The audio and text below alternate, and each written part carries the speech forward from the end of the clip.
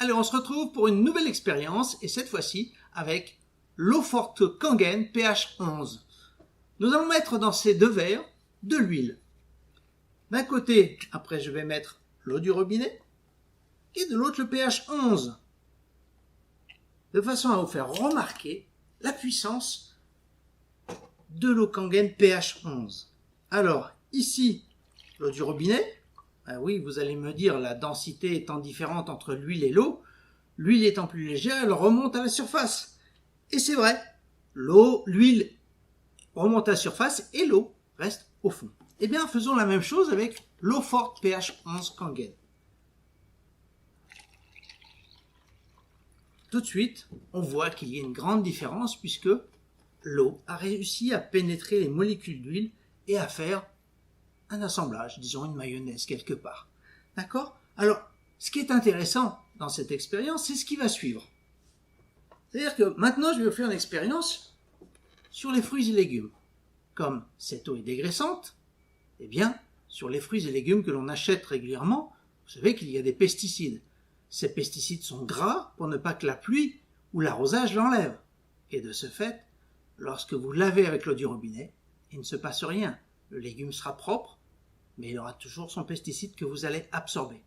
Si le pesticide est là pour empêcher les insectes de venir, il les tue. Imaginez nos cellules qui sont microscopiques. Ça fait aussi du dégât à l'intérieur. Alors, on va faire un petit test avec ces tomates-là. Je vais prendre des bocaux dans lesquels je vais mettre les tomates. Allez, un peu de tomates des deux côtés. Oups là. Voilà. Un petit peu de tomate par ici. Un petit peu de tomate par là. On essaie d'équilibrer des deux côtés. Voilà. Voilà, une qui est tombée. Et c'est bon. D'un côté, je prends l'eau du robinet. Et par là, je vais prendre le pH 11.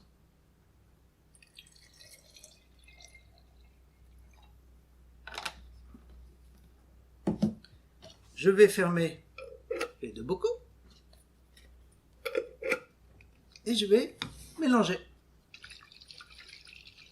Tout simplement, sans prendre pour autant... Alors à la maison, quand je vais au marché, tout ce que je ne peux pas acheter bio, parce que je consomme beaucoup bio, mais on ne trouve pas tout. Et je vais donc aller au marché récupérer d'autres fruits et légumes. Je vais prendre un saladier, je vais mettre ce pH 11 et je vais tout laver.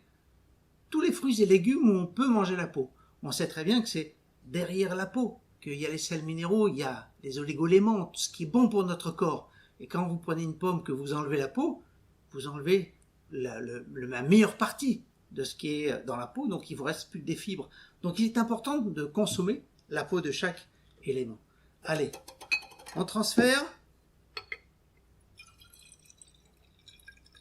D'un côté, voilà, c'est l'eau du robinet. Et de l'autre côté,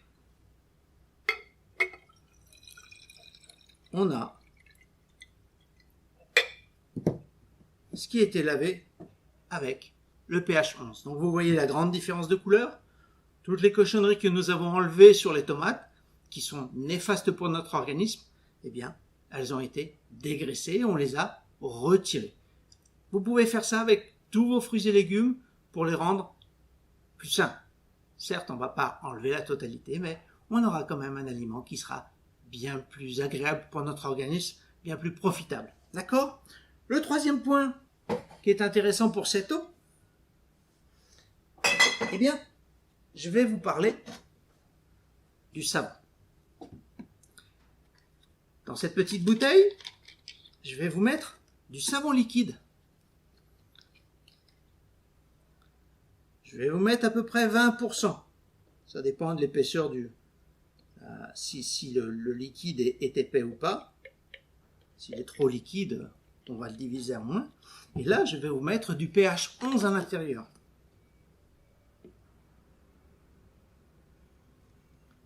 Et je vais remplir la bouteille. Voilà.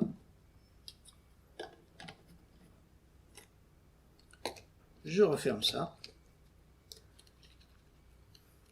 Et là, vous voyez que ça mousse. Nous avons un savon qui est parfait. Ça veut dire qu'avec une bouteille, je vais le diviser par 5. Si je prends 20% et 80% de pH 11, avec une bouteille, j'ai réussi à vous en faire 5. Résultat, vous allez avoir 4 bouteilles qui ne seront pas utilisées. Avec une, on arrivera à faire 5. Écologiquement parlant, vous avez 4 bouteilles qui ne se retrouvent pas dans la nature.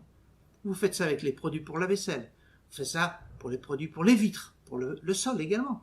Vous allez diviser par 5 tous ces produits. Écologiquement parlant, nous savons bien que le plastique est néfaste pour notre planète. Protégeons notre planète, protégeons notre corps. À bientôt.